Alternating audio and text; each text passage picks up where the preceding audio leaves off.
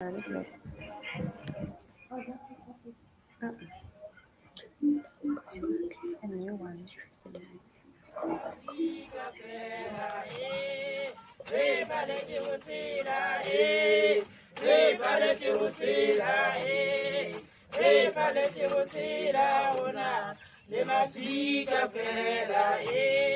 My mom taught me to sell at a spaza shop. She ran a hair salon. I pretty much learned entrepreneurship from my mom's. Ngumtu ngabantu. That on your own, you can't really do it. You need the support of those around you. You will have a network of people, a network of communities, and a society that will make sure that you count.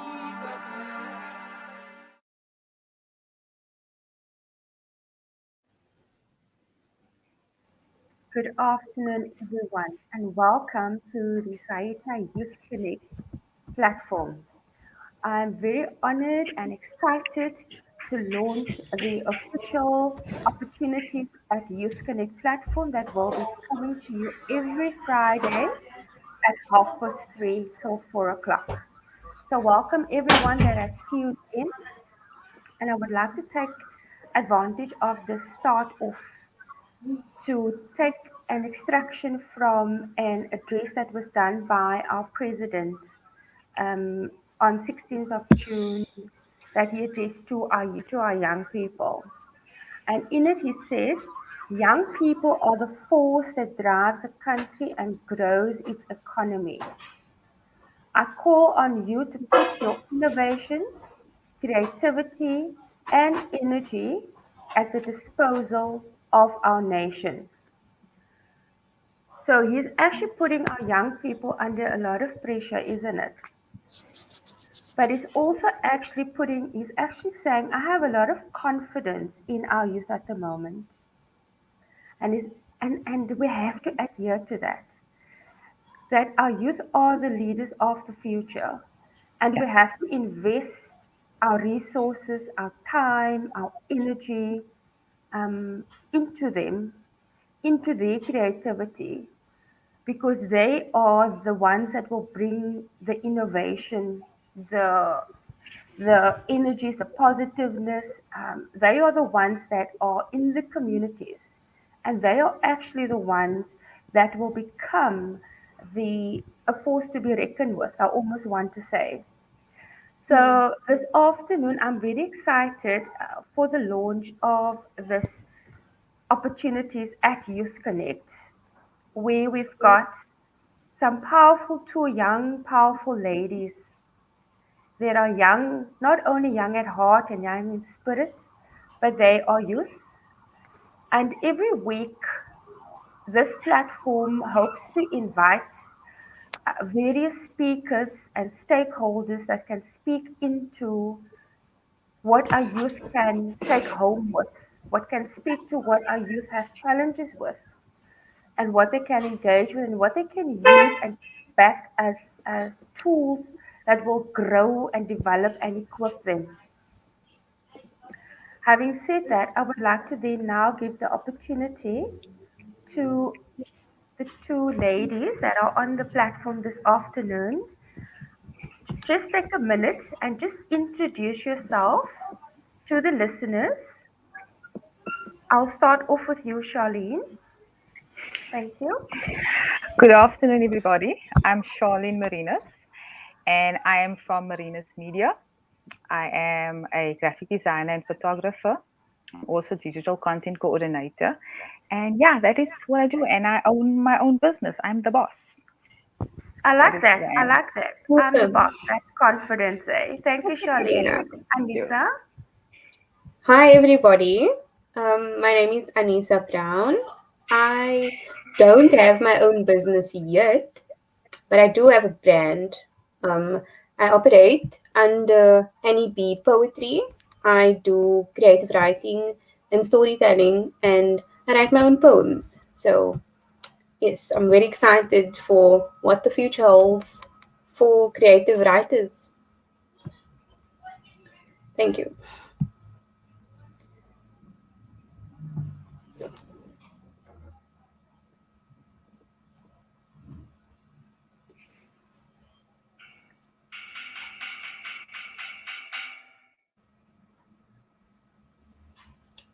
Sorry about that, guys. Sorry.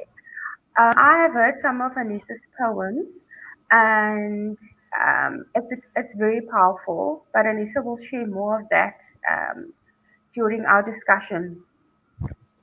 Charlene, I want to start off with you.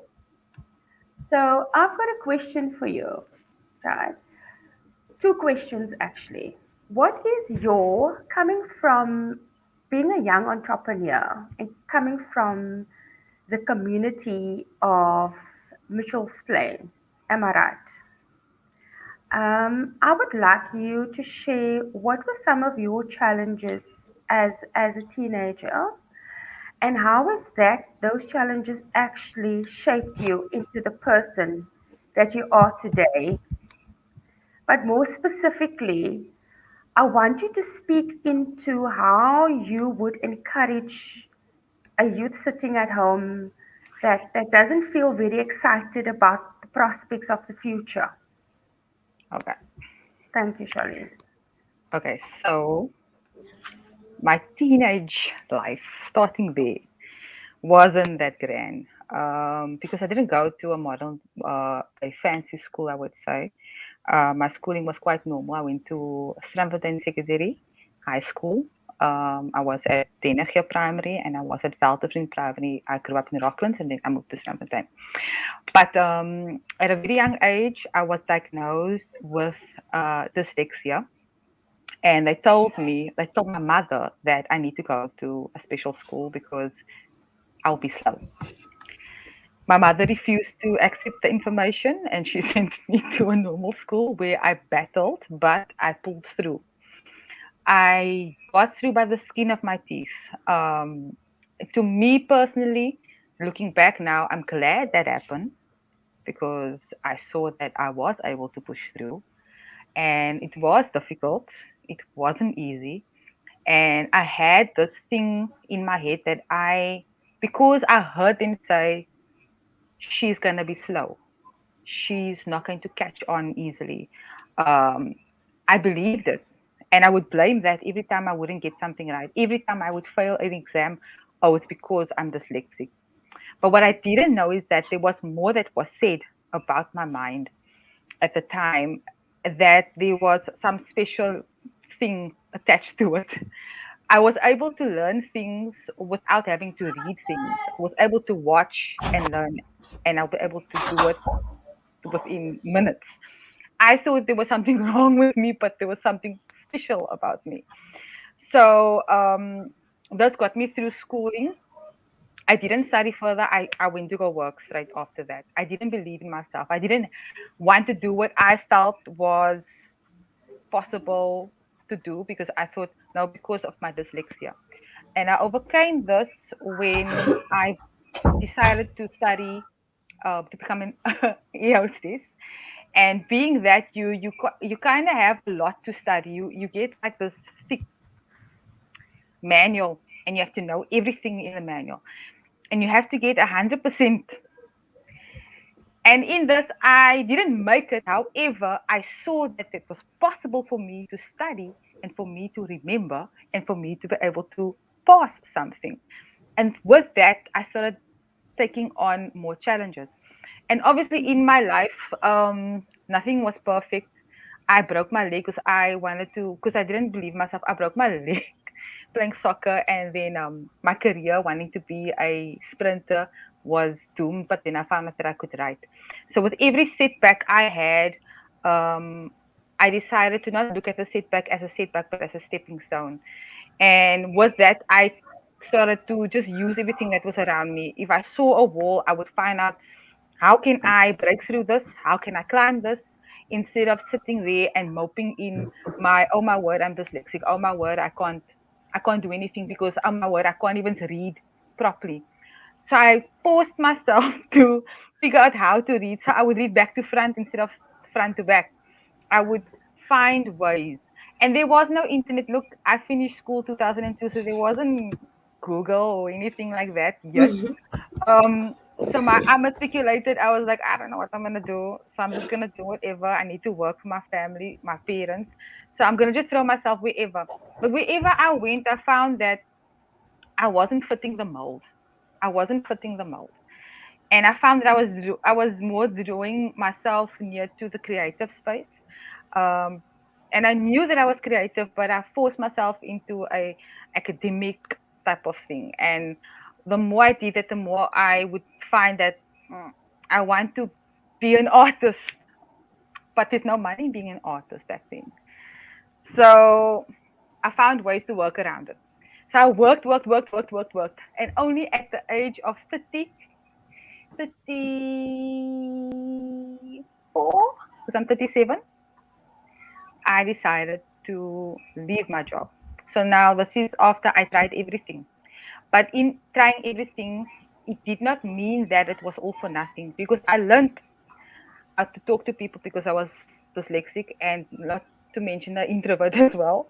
So I became a ground hostess, and so I had to interact with people. I became a receptionist, so I had to interact with people.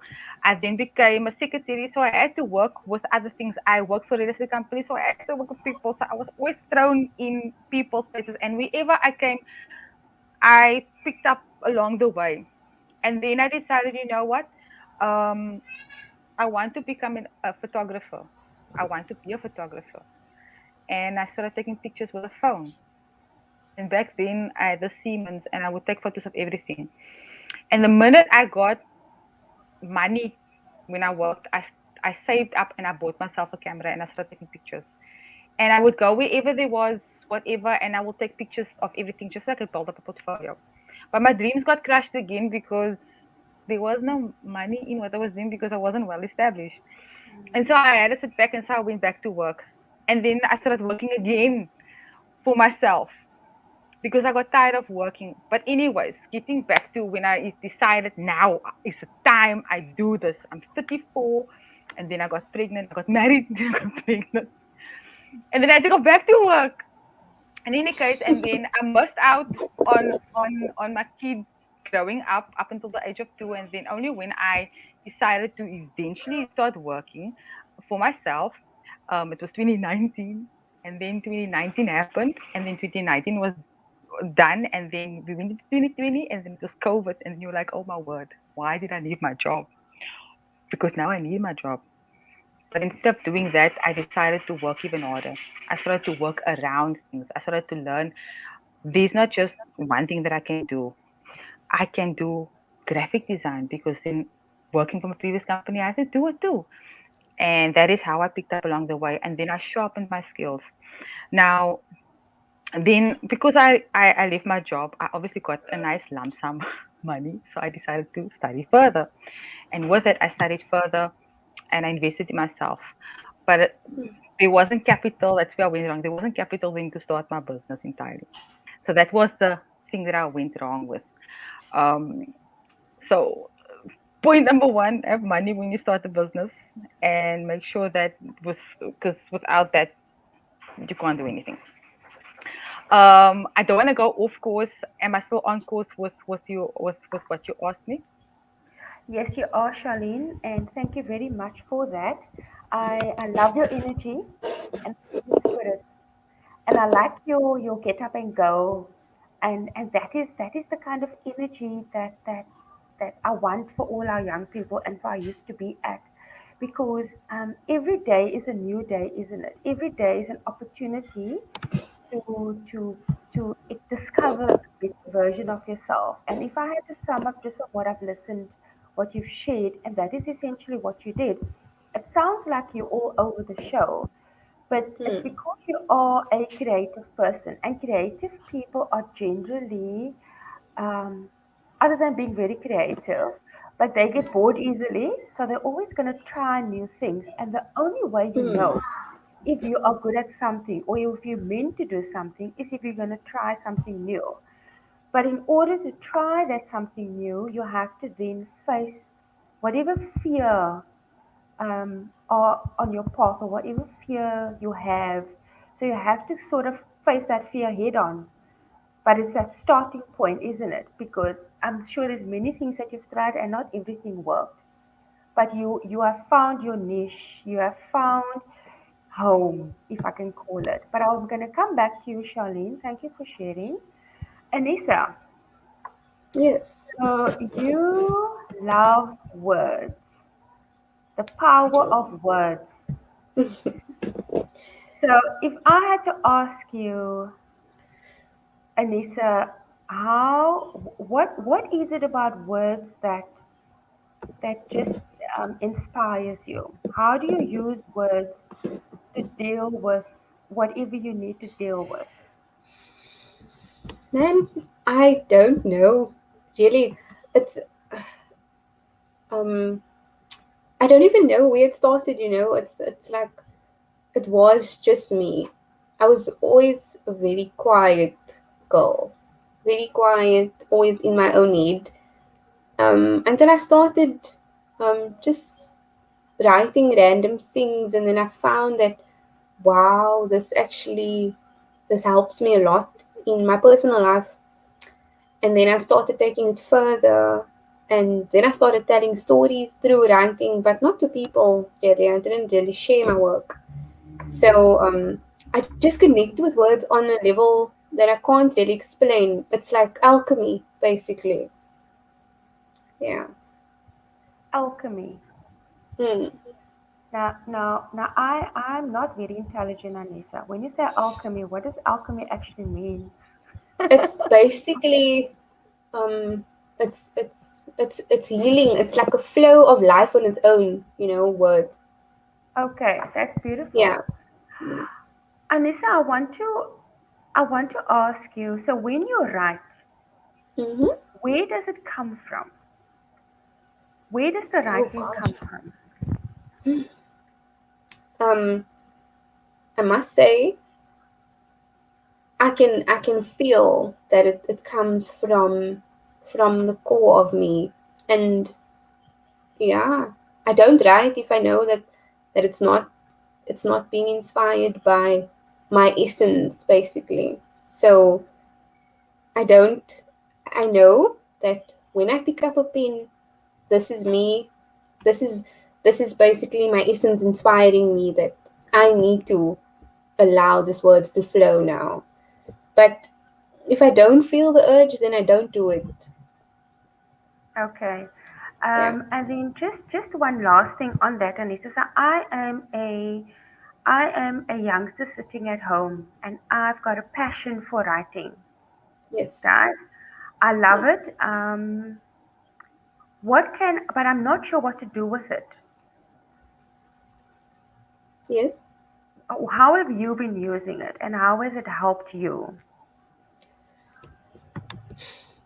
Just right. That's all that I can say to anybody who's listening and sitting with all these stories in their heads or just the flow of words. My advice to you is just let it out.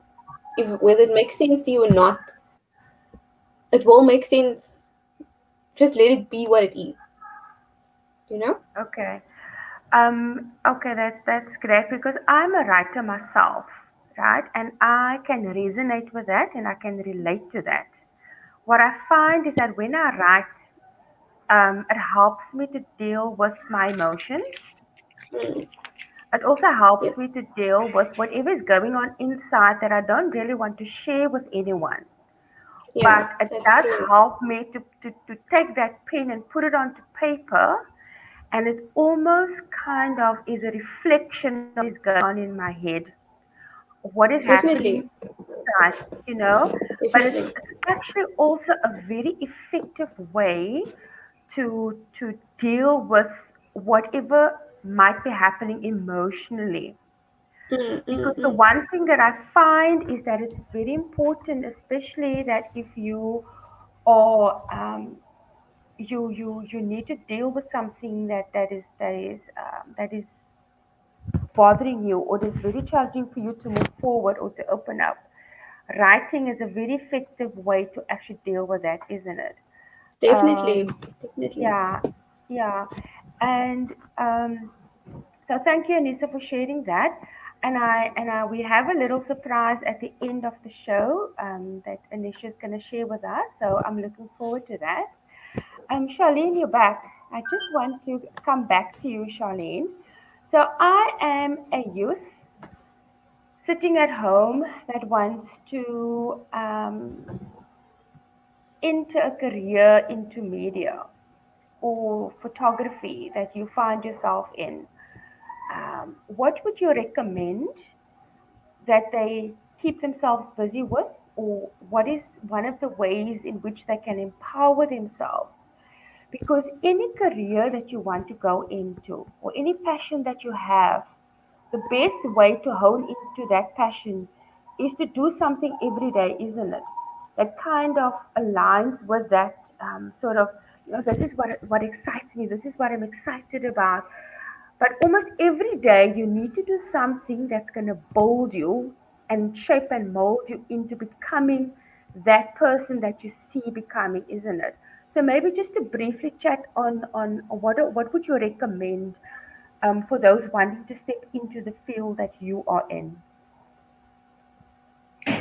Okay, so what I do is not something that stays the same. It's always evolving. So you always have to stay on top of things. So the first thing would be is to do first find out if this is really what you want to do, number one.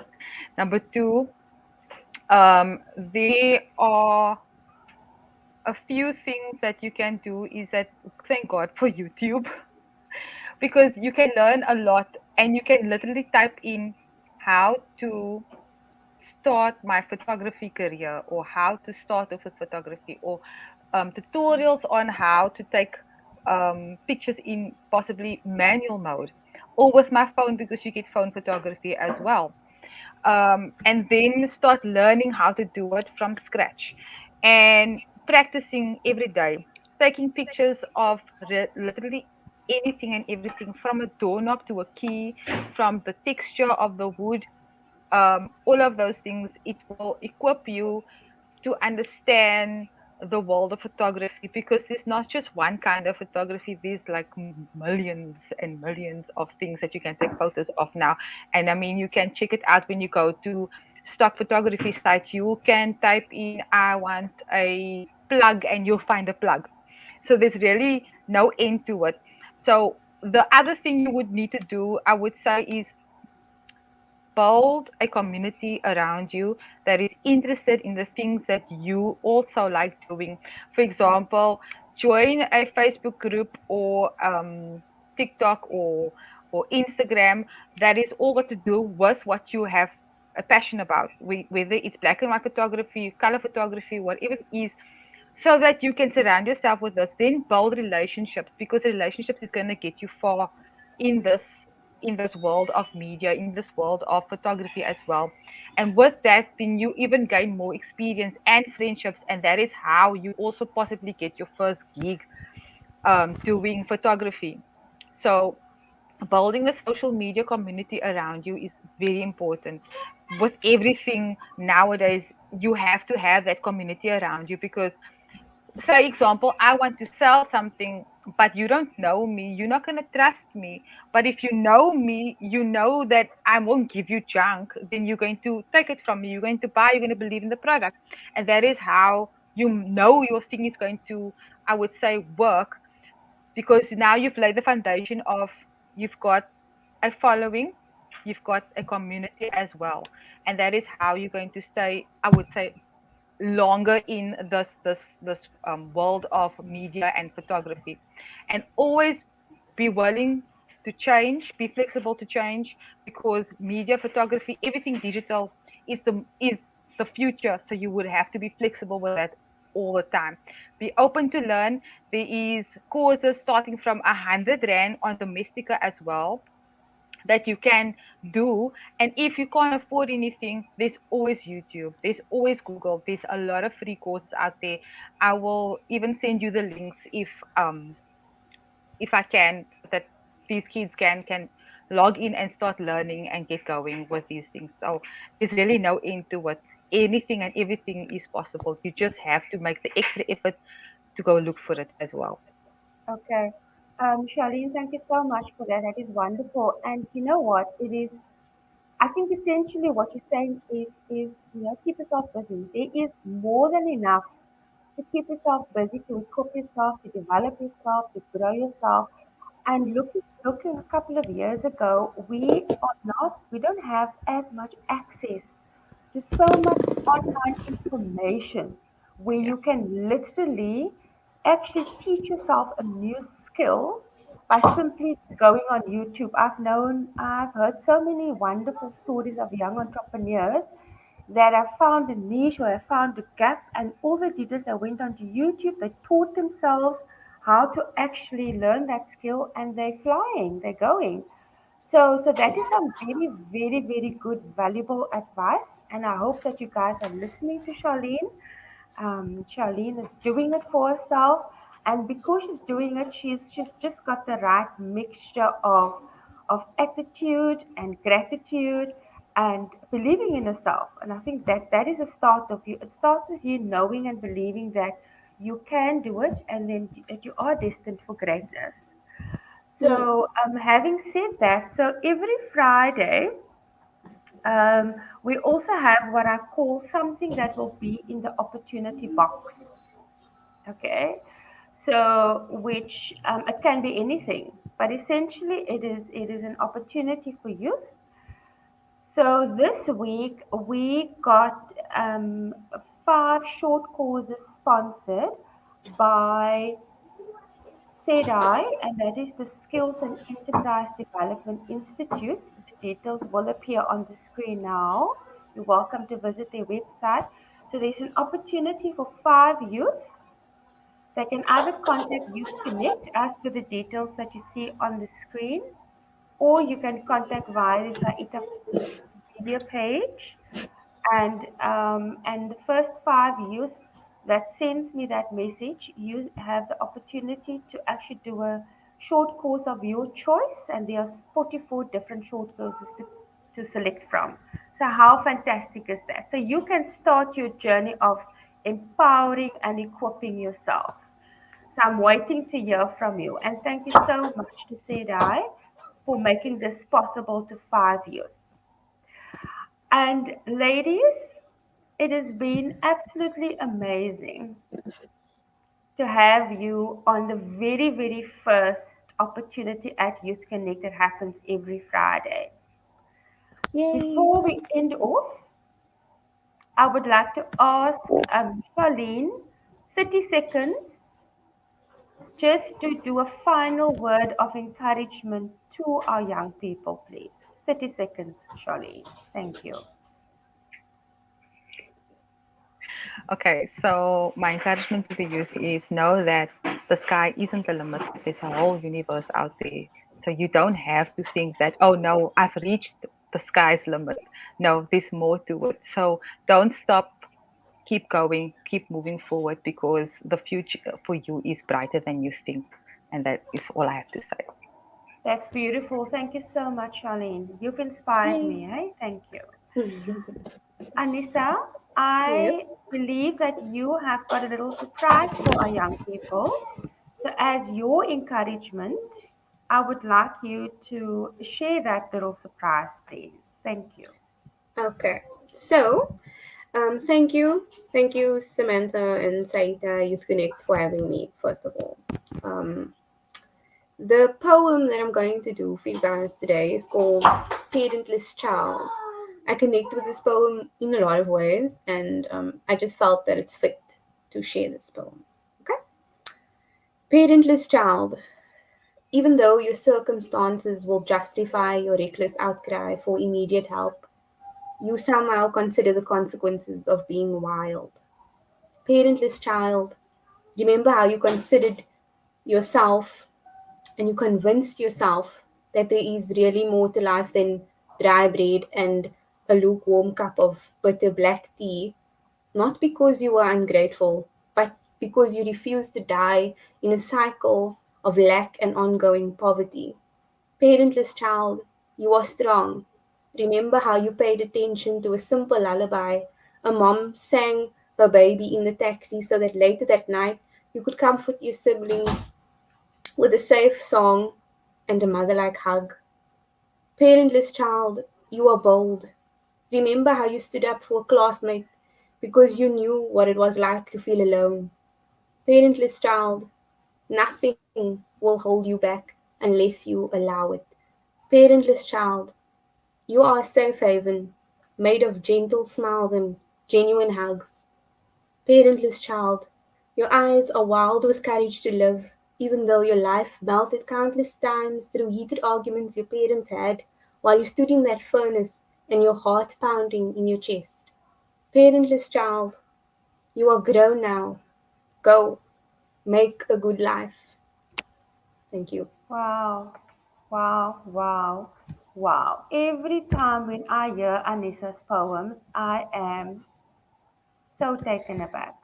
Thank you so much, Anissa. That is like a goosebump moment, eh? And I am sure that each and every one that heard that is encouraged and inspired. And I hope that it has brought some hope for someone sitting there at home to know that you are not alone.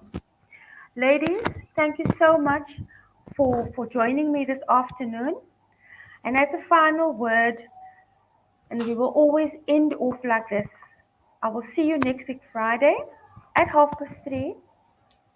And don't forget to connect at 3:30. Learn every day.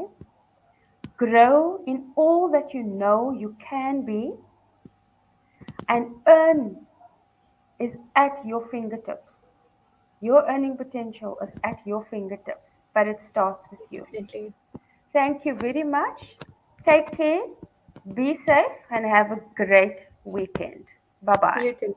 Bye. Bye. Bye. Thank you for having me. Bye. Thank you.